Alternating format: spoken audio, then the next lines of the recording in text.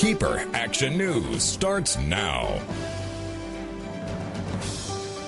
The big story tonight is being called a healthcare crisis. A clinic closed for a month and patients with nowhere to turn. I'm Ruth Johnson. And I'm Mike Crispino. That patients are signing petitions, writing the state, even emailing us, begging for help getting the doctor in a Umatilla medical clinic. For a lot of patients, it's the only place they can go. For many, it's a crisis. In Umatilla, Kathy Putnam's pharmacy is the only place to get your prescription filled. They have no one to call for the refills.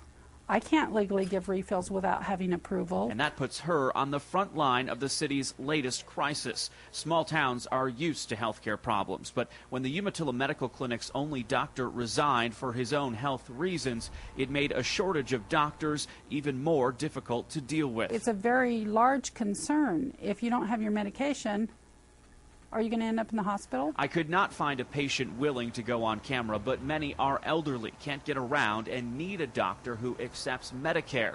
Most people admit finding a doctor to take those patients is tough. The other problem besides Medicare is Care Oregon. Dr. Meharry is the only doctor that is taking it, unless you go to Irrigate. The Umatilla Hospital District Board is trying to solve the problem. At public hearings, it sounded like a new doctor might be coming on, at least temporarily. But Kathy says if that happens, she's not sure when it would. They're good people, and I think they really want to help the community and do what's best for the community.